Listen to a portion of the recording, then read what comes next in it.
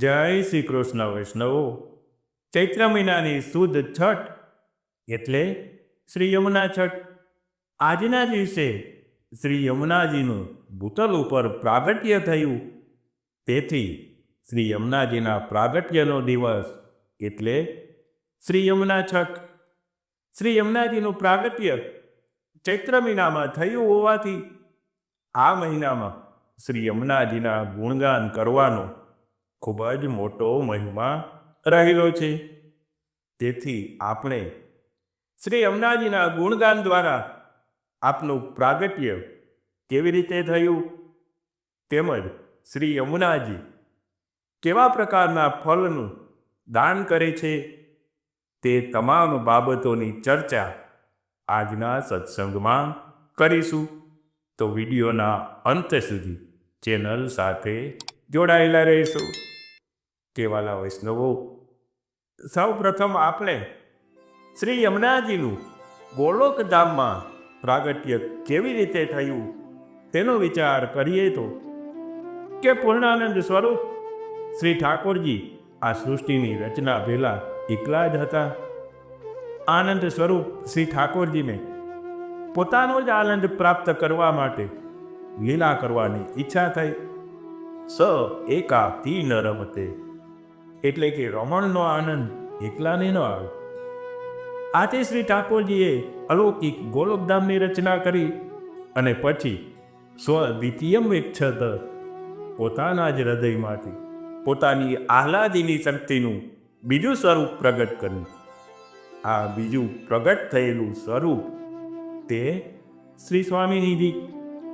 શ્રી ઠાકોરજી શક્તિમાન હોવાથી સ્વામી છે અને આપની આ શક્તિનું સ્વરૂપ આપના સ્વામીની કહેવાય છે.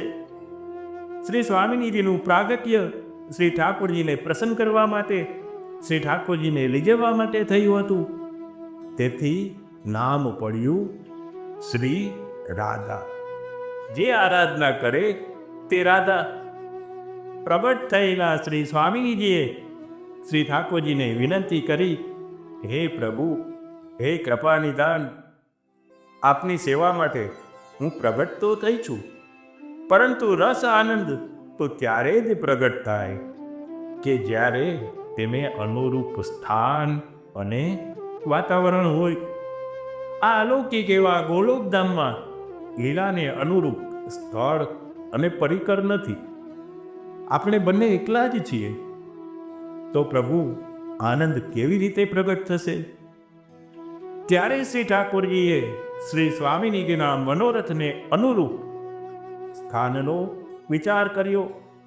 એટલામાં તો શ્રી ઠાકોરજીના હૃદયકુંજમાંથી પ્રેમનો અત્યંત પ્રકાશયુક્ત તેજ પુંજ પ્રગટ થયો.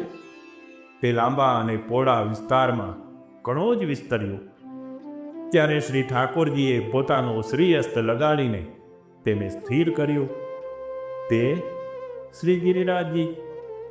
હવે શ્રી ગિરિરાજજીની ચોમેર 12 વન અને 24 ઉપવનો પ્રગટ થયા. 6 ઋતુઓ એક સાથે દિવસ અને રાત શ્રી યુગલ સ્વરૂપની સેવા કરવા માટે પ્રગટ થઈ. પછી શ્રી ઠાકોરજીએ પોતાના અલૌકિક હૃદય પ્રદેશમાંથી પોતાની કૃપા શક્તિનું બીજું સ્વરૂપ પ્રગટ કર્યું. તે આપણા શ્રી યમુનાજી. આમ શ્રી ઠાકોરજીના નિત્ય લીલાધામ ગોલોકધામમાં શ્રી યમુનાજીનું પ્રાગટ્ય થયું. બોલો શ્રી યમને મહારાણી જી કી જય. આ ગોલોકધામમાં શ્રી ગિરિરાજજી પર્વત સ્વરૂપે પ્રગટ થયા. પરંતુ સરિતા વિના પર્વતની રમણીયતા અધૂરી લાગે. આથી જ તો શ્રી ઠાકોરજી અને શ્રી સ્વામિનીજીના લીલા વિહાર માટે અને શ્રી યુગલ સ્વરૂપ તથા સમગ્ર લીલા પરિકરને સુખદાન આપવાને માટે શ્રી યમુનાજી અલૌકિક સરિતા સ્વરૂપ બન્યા અને શ્રી ગિરિરાજજીની તળેટીમાં વહેવા લાગ્યા. હવે શ્રી યમુનાજીના બંને કિનારાઓ ઉપર અનેક લીલા સ્થાનો પ્રગટ થયા અને શ્રી યુગલ સ્વરૂપ લીલા પરિકર સાથે શ્રી યમુનાજીના કિનારે રાસ વિલાસ કરવા લાગ્યા. આમ શ્રી યમુનાજીનું ઘનીભૂત અને દ્રવીભૂત એટલે કે સ્વામિનીજી સ્વરૂપ અને લીલા વિહાર માટે સરિતા સ્વરૂપ શ્રી ગોલોકધામમાં પ્રાગટ્ય થયું. હવે આપણે શ્રી યમુનાજીનું ભૂતલ ઉપર પ્રાગટ્ય કેવી રીતે થયું તેનો વિચાર કરીએ તો કે શ્રી ગોલોકધામમાં બિરાજતા પૂર્ણ પુરુષોત્તમે સારસ્વત કલ્પમાં ભૂલોક ઉપર પ્રગટ થવાનો વિચાર કર્યો. ત્યારે શ્રી સ્વામિનીજીએ વિનંતી કરી કે હે નાથ, હે પ્રભુ, આપના વિના આ ગોલોકધામનું સુખ અમારા માટે કંઈ જ કામનું નથી. જ્યારે શ્રી ઠાકોરજીએ સ્વામિનીજીને પણ આપની સાથે ભૂતલ ઉપર પ્રગટ થવાની આજ્ઞા કરી, ત્યારે ફરીથી શ્રી સ્વામિનીજીએ વિનંતી કરી કે હે નાથ, હે પ્રભુ, હે કૃપાનિધાન, જ્યાં શ્રી ગિરિરાજજી નથી, જ્યાં શ્રી યમુનાજી નથી, જ્યાં મારો લીલા પરિકર નથી, એવા ગોલોકધામમાં મારા મનને આનંદ નહીં થાય. ત્યારે શ્રી સ્વામિનીજીની વાત ઉપર વિચાર કરીને શ્રી ઠાકોરજીએ શ્રી ગિરિરાજજી, શ્રી યમુનાજી અને સમગ્ર લીલા પરિકરને પોતાના પ્રાગટ્ય પહેલા ભૂતલ ઉપર બ્રજમાં પ્રગટ થવાની આજ્ઞા કરી. આથી જ તો શ્રી યમુનાજી સહિત શ્રી ગિરિરાજજી અને સમગ્ર લીલા પરિકર ભૂતલ ઉપર પ્રગટ થઈને બ્રજમાં આવ્યા. ભગવદીઓ ગાય છે ને કે ભક્ત પર કરી કૃપા શ્રી યમને જો એસી, છાંદી નિજ ધામ વિશ્રામ ભૂતલ કિયો, પ્રગટ લીલા દિખાઈ દુતેસી. આપણે શ્રી યમુનાજીને શ્રી યમુના મહારાણી કે શ્રી યમુના મા કહીને બોલાવીએ છીએ.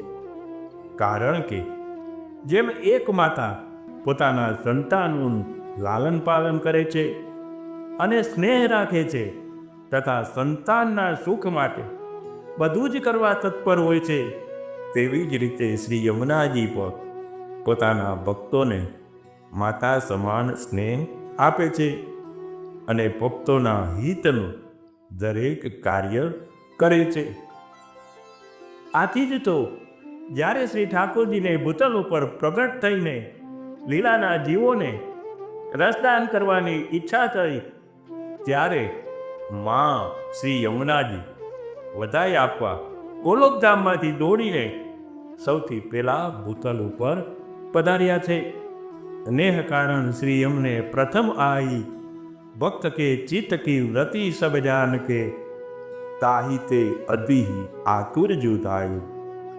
સ્નેહ એટલે કે પ્રેમને કારણે શ્રી યમુનાજી પૃથ્વી ઉપર સૌથી પહેલા પધાર્યા છે અને પોતાના ભક્તોની ચિત્તવૃત્તિ જાણીને ગોલોકધામમાંથી અતિ આતુરતાથી દોડતા પધાર્યા છે. શ્રી મહાપ્રભુજી શ્રી યમુનાષ્ટક સ્તોત્રમાં શ્રી યમુનાજીને ભાનુસુતા અને કાલિંદી એમ બે નામોથી સંબોધન કરે છે. ભાનુસુતા એટલે કે સૂર્યપુત્રી શ્રી યમુનાજી અને કાલિંદી એટલે કે કલિંદ નામના પર્વતના પુત્રી શ્રી યમુનાજી. જેમ સારસ્વત કલ્પમાં શ્રી ઠાકોરજી મથુરા અને વ્રજમાં શ્રીમદ ગોકુલમાં એમ બંને જગ્યાએ પ્રગટ થયા, તેવી જ રીતે શ્રી યમુનાજી પણ ભૂતલ ઉપર ઘનીભૂત સ્વરૂપે અને દ્રવીભૂત સ્વરૂપે એમ બે સ્વરૂપે પ્રગટ થયા. ઘનીભૂત સ્વરૂપે સૂર્યનારાયણને ક્યાં પ્રગટ થયા? સૂર્યનારાયણ એટલે આપણને જે આકાશમાં સૂર્ય દેખાય છે તે સૂર્ય નહીં, પરંતુ અલૌકિક સૂર્ય, દિવ્ય પ્રકાશાત્મક પ્રભુ નારાયણ કે જેમની સ્તુતિ ગાયત્રી મંત્રમાં કરવામાં આવી છે, તે વેદદ્રયી વેદનારાયણ. આવા વેદનારાયણ અલૌકિક સૂર્યરૂપ દિવ્ય તેજવાળા અલૌકિક આદિત્ય તે સૂર્ય. આ સૂર્યદેવના પત્ની તે સંજ્ઞા દેવી. સંજ્ઞા એટલે કે વેદમાં રહેલ ભગવદ જ્ઞાનની સમજ, તેને સંજ્ઞા કહેવામાં આવી છે. આમ અલૌકિક સૂર્ય વેદનારાયણ અને તેમના પત્ની સંજ્ઞા દેવીને ત્યાં પુત્ર રૂપે ધર્મદેવ પ્રગટ થયા. કારણ કે ધર્મ પાલન માટે યમ નિયમ જરૂરી છે. આ યમ નિયમનું પાલન કરાવે તે યમરાજ ધર્મદેવ. હવે ધર્મ પાલન માટે આવશ્યક પ્રભુ કૃપા પણ જરૂરી છે. પ્રભુ કૃપા વગર ધર્મનું પાલન ન થઈ શકે. કૃપા એ પ્રભુની શક્તિ છે કે જે કૃપા શક્તિ રૂપ સ્ત્રી સ્વરૂપે નારાયણ ભગવાન અને સંજ્ઞા દેવીને ત્યાં પ્રગટ થયા તે આપણા શ્રી યમુનાજી. આમ અલૌકિક ભાનુસુતા સ્વરૂપે શ્રી યમુનાજીનું પ્રાગટ્ય ચૈત્ર સુદ છઠને ગુરુવારના દિવસે થયું હોવાથી આ દિવસને યમુના છઠ કહેવામાં આવે છે. અને આ દિવસને આપણે શ્રી યમુનાજીના ઉત્સવ તરીકે બનાવીએ છીએ. ભાનુસુતા સ્વરૂપે પ્રગટ થતા જ શ્રી યમુનાજી 16 વયનું રૂપ એટલે કે 16 વર્ષની સુંદરીનું રૂપ ધારણ કરીને પોતાના અલૌકિક સ્વામી શ્રી શ્યામ સુંદર શ્રી કૃષ્ણને મળવા સીધા વ્રજમાં પધાર્યા. દ્રવીભૂત સ્વરૂપે એટલે કે જળ સ્વરૂપે શ્રી યમુનાજી ગોલોકમાંથી ભૂતલ ઉપર પધારવા માટે પ્રથમ કલિંદ નામના પર્વત ઉપર પધાર્યા છે. કારણ કે કલિંદ પર્વતે તપ કરીને વરદાન માગ્યું હતું કે હે સૂર્યપુત્રી, આપ કૃપા કરીને મારા શિખર દ્વારા પ્રવેશ કરીને ભૂતલ ઉપર પધારો. આ કારણે આપનું કાલિંદી એવું નામ ત્રણેય લોકમાં પ્રસિદ્ધ થશે. આમ ભગવાન નારાયણના હૃદયમાંથી પ્રગટ થયેલા શ્રી યમુનાજી ભગવદ લીલા માટે કલિંદ પર્વતના મસ્તકે થઈને પૃથ્વી પર પધાર્યા છે. કલિંદ્યથી ખંડયથી ઇતિ કલિંદ, જે કલિયુગના દોષનો નાશ કરે તે કલિંદ. આવા કલિંદ પર્વતના મસ્તકે આ પધાર્યા હોવાથી શ્રી મહાપ્રભુજીએ શ્રી યમુનાષ્ટક સ્તોત્રમાં કલિંદગીરી મસ્તકે એવું કહ્યું છે. શ્રી દ્વારકેશજી શ્રી યમુનાષ્ટકની ટીકામાં સમજાવે છે કે જેમ શ્રી કૃષ્ણમાં અને શ્રી યમુનાજીમાં સ્વરૂપની સમાનતા છે તેમ બનેલા પ્રાગટ્યમાં પણ સમાનતા છે. કૃષ્ણ અવતારે યથા ભગવત અલૌકિક પ્રકારેણ આવિર્ભાવ તથા શ્રી યમુનાપી.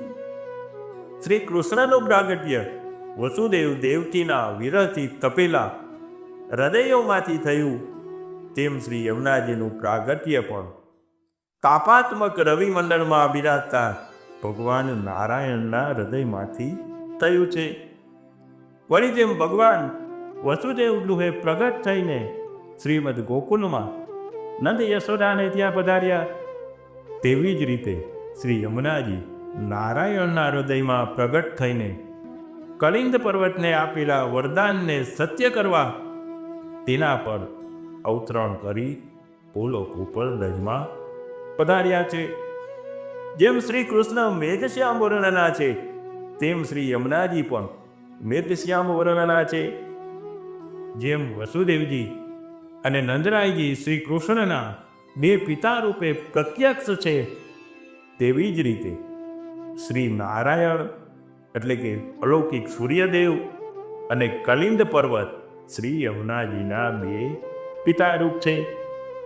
આમ શ્રી કૃષ્ણ અને શ્રી યમુનાજીનું એક રૂપત્વ રહેલું છે. શ્રી યમુનાજી કલિંદ નામના પર્વતના મસ્તકે જળધોધ સ્વરૂપે પધારીને ભૂતલ ઉપર પધાર્યા તેથી આ કાલિંદી કહેવાયા છે.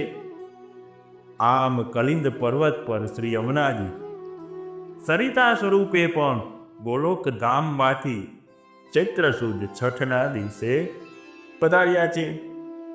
કલિંદ પર્વત પરથી શ્રી યમુનાજી આગળ વધતા હિમાલયના નીચાણવાળા ભાગમાં પધાર્યા.